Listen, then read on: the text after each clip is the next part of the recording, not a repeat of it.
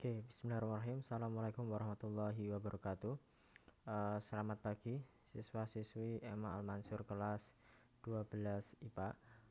Pada kesempatan pagi hari ini ya, kita akan melanjutkan materi mengenai sifat koligatif larutan. Di mana untuk yang kedua itu adalah kenaikan titik didih. Oke, sebelum kita bahas ya mengenai materinya, sedikit saya review dulu untuk soal kuis pada pertemuan sebelumnya. Nah, untuk kuis soal yang pertama ya, soal yang pertama yang ini. Nah, itu kan ada glukosa ya, glukosa dengan massa relatif 180 sebanyak 30 gram dilarutkan dalam 300 gram air dengan massa relatifnya 18 pada suhu 25 derajat Celcius. Nah, jika tekanan uap jenuh air ya, tekanan uap airnya itu sebesar 23,76 mm raksa Hg mmHg, penurunan tekanan uap larutan adalah atau delta P-nya berapa? Nah, pertama kita harus cari dulu mol-molnya ya, mol yang terlarut sama pelarutnya. Kalau pelarut, nah di sini adalah pasti air ya. Kalau ada air pasti air di sini. Maka glukosanya adalah zat terlarutnya ya, mol terlarutnya. Pertama cari dulu untuk NT atau mol terlarut, dapatnya ya. Mol itu kan apa? Massa per massa relatif, yaitu Gr per Mr. Massa dari glukosa 30 per 180 Mr nya ini dapat 0,1667. Kemudian untuk mol pelarutnya 300, karena masanya air 300 dibagi Mr nya 18 dapatnya 16,667. Kemudian yang diketahui lagi adalah P0 nya atau tekanan uap jenuh untuk airnya, yaitu 23,76. Yang dicari adalah delta P atau penurunan tekanan uapnya. Nah, untuk mencari penurunan tekanan uap itu ada dua cara ya. Yang pertama bisa dicari secara langsung seperti ini. Jadi delta P sama dengan fraksi mol terlarut dikalikan tekanan uap jenuh pada air. Atau bisa kita gunakan pengurangan ya. Jadi tekanan dari air dikurangi tekanan dari larutan yang terbentuk tadi. Nah, di sini saya mengerjakan dengan cara dengan cara yang pengurangan ya. Jadi kita harus cari dulu yang ini, tekanan dari larutannya. Nah, karena belum diketahui. Nah, di mana tekanan dari larutannya itu didapat dari P0 dikalikan fraksi mol yang pelarutnya. Oke, maka cari dulu fraksi mol pelarutnya XP yaitu NP per NP plus NT ya. Nanti didapatkan 0,99. Nah, tinggal kita kalikan dengan tekanan uap airnya ya. Oke, didapatkan 23,52. Nah, setelah didapatkan tinggal masukkan rumus pengurangan tadi. Nah, jadi 23 ya, yang air itu 23,76 dikurangi hasilnya tadi 23,52 didapatkan 0,24 mmHg. Kemudian untuk yang nomor 2, oke, Putra mencampurkan 92 gram gliserol dengan massa relatif 92 ke dalam 36 gram air ya, air pasti pelarut dengan Mr 18. Jika tekanan uap air pada suhu saat pencampuran adalah 30, uap air ya, ingat uap air itu 30, maka tekanan uap larutan ya, jadi P-nya ya yang dicari. Nah, sama ya, kita cari dulu mol-molnya, mol terlarut ya, gliserolnya didapatkan 1, kemudian untuk pelarutnya didapatkan 2. Nah, untuk mencari P, nah rumus yang tercepat adalah ini. Jadi fraksi dari pelarut dikalikan tekanan uap airnya. Dimana fraksi pelarut itu apa? Mol pelarut per mol pelarut ditambah mol terlarut. Oke, dikalikan P0 nya ini 2 ya kan. Kita per 1 plus 2 sama dengan 3 dikalikan 30. Nah, ini 3 sama 30 bisa dicoret ya. Dibagi 3. 30 bagi 3 itu 10. 10 kali 2 20. Oke ya. Jadi cukup jelas ya. Oke, baik, langsung saja lanjut ke materi ya. Yaitu kenaikan titik didih air. Oke. Ada Indonesia. Nah, jadi kita itu wajib ya bersyukur pada Allah Subhanahu wa taala karena kita tinggal di Indonesia. Mengapa? Karena di sini hanya ada 2 musim ya. Jadi keenakannya kita punya 2 musim itu apa? Jadi sepanjang tahun kita itu selalu mendapatkan sinar matahari. Oke, bayangkan kalau di negara-negara yang mempunyai 4 musim seperti di Korea ya. Jadi di sana kalau salju turun itu bisa menutupi jalan ya, dan bisa membuat jalannya menjadi licin. Nah, hal ini tentunya ya membahayakan untuk pengguna jalan. Nah, selain itu, suhu yang sangat rendah itu bisa membuat radiator mobil membeku. Ya lihat mobil-mobilnya ini di pinggir jalan ketutupan salju semuanya nih. Nah, itu bisa merusak radiatornya ya. Nah, untuk mengatasi permasalahan tersebut, nah dalam pelajaran kimia tentunya ada peranan untuk mengatasinya.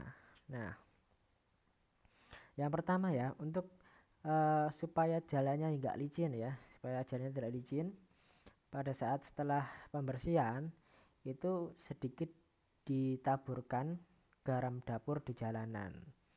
Nah, kemudian kalau untuk mencegah air radiator yang beku tadi, maka air radiatornya ditambah dengan etilen glikol atau zat anti beku seperti itu.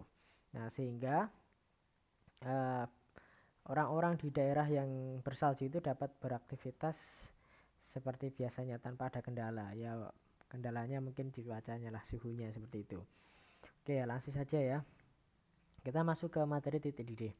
Nah, titik didih kita harus tahu dulu titik didih itu apa. Nah, titik didih itu adalah suhu ya ketika tekanan uap zat cair sama dengan tekanan udara luar.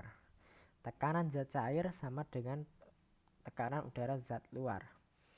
Oke, misalkan kalian memanaskan air ya. Nah, ketika airnya panas, ya kan? Ketika airnya panas, itu kan apa ya? Suhunya itu kan mencapai 100 derajat Celcius. Suhunya mencapai 100 derajat Celcius, maka tekanannya adalah 1 atm sama dengan tekanan di udara luar. Nah, di sini kan tekanan air, titik didihnya atau titik didihnya air sama dengan 1 atm adalah 100 derajat Celcius. Nah, lain halnya ya. Lain halnya ketika kalian memasukkan suatu larutan atau campuran lainnya ke dalam air tersebut. Oke. Di sini otomatis untuk titik didihnya akan berubah atau akan naik. Nah, jadi ya mungkin untuk contohnya seperti ini. Nah, pernah kan kalian masak mie ya, masak mie. Nah, kalau masak mie kan otomatis kalian masukkan mie-nya langsung atau didihin airnya. Ya, biasanya kan kalian didihin airnya dulu ya. Oke. Nah, ketika kalian mendidihkan airnya itu, nah, setelah mendidih, kemudian kalian masukkan mie-nya, seperti ada perubahan nggak di airnya? Tentunya ada ya. Jadi gelembung-gelembung itu mulai berkurang. Nah, kemudian kalau kalian masukkan zat lain lagi ke dalam larutan tersebut, otomatis gelembungnya bisa menghilang. Nah, itulah yang membuat titik didih larutan campurannya itu menjadi lebih tinggi sehingga diperlukan suhu yang lebih lagi gitu.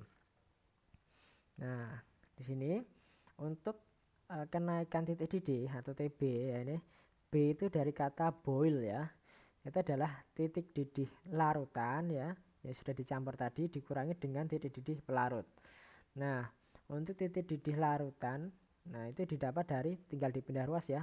Delta TB kenaikan titik didih ditambah dengan titik didih dari pelarut tadi. Oke. Nah, sehingga untuk titik didih larutan itu bisa didapat dari delta TB ditambah 100 derajat Celcius. Nah, itu jika pelarutnya berupa air. Nah, di sini adalah ada diagram fasa ya, diagram fasa. Nah, yang garis lurus ini adalah keadaan normal suatu zat cair atau air lah. Oke. Ketika suatu air tersebut dipanaskan dan ditambahkan dengan zat-zat yang lainnya seperti gula, garam atau dan lain sebagainya, otomatis di sini terlihat pada diagram titik didihnya akan naik ya kan. Nah, akan menjadi di samping kanannya. Oke, nah jarak antara garis putus-putus ini dengan garis tetap ini, nah inilah yang dinamakan dengan titik didih. Nah, besarnya seperti itu. Nah, untuk kenaikan titik didih, nah di sini ada yang namanya ketetapan kenaikan titik didih. Nah, kita pakainya molal ya. Nah, di mana tetapannya itu simbolnya Kb. B-nya tadi bol ya, titik didih. Kemudian besarnya kenaikan titik didih untuk 1 molar larutan ya. Nah, setiap larut mempunyai nilai Kb masing-masing. Jadi air beda, alkohol beda. Nah, tergantung pelarutnya itu apa. Nah, di sini dirumuskan untuk delta Tb sama dengan M, ini molal ya. M-nya itu molal dikalikan dengan Kb. Dengan molal itu kita uraikan gram yang terlarut per mr dikalikan 1000 per gram pelarutnya. Ini kalau dalam satuan gram ya. Pelarutnya dikalikan dengan Kb.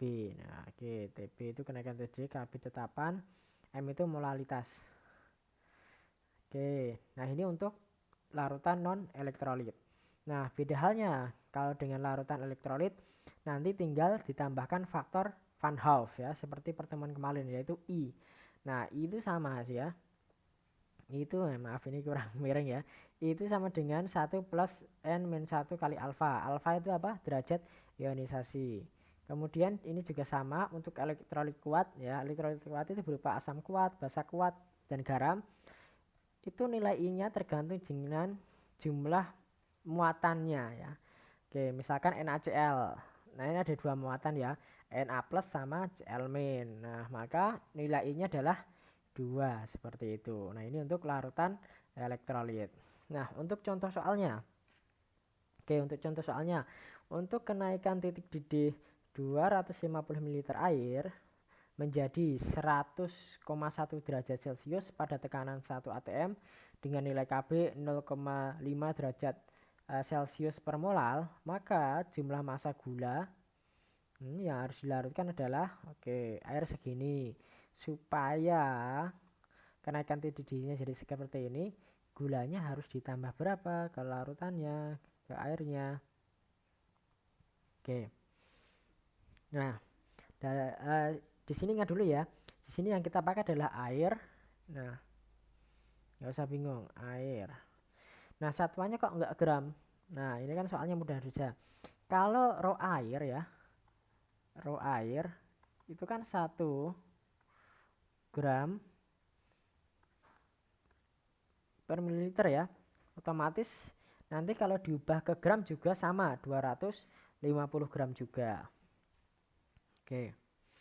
Nah, tadi kan untuk yang awal tadi apa?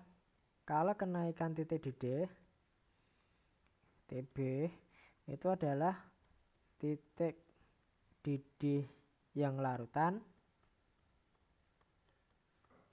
kurangi titik didih yang pelarut. Oke, di sini kan pengennya 100,1.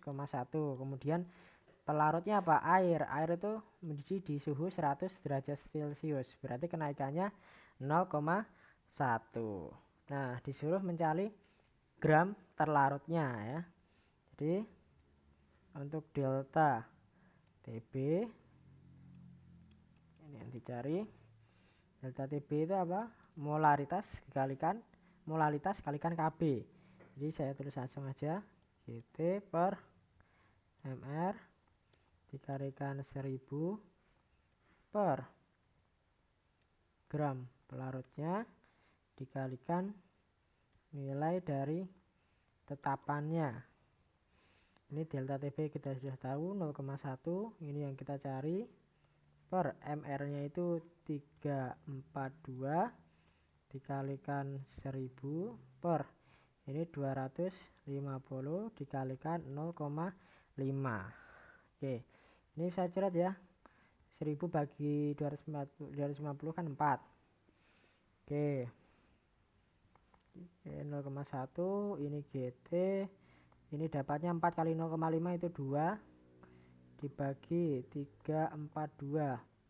Ini bisa dicoret, ini jadinya 171, maka GT sama dengan 0,1 dikalikan 171.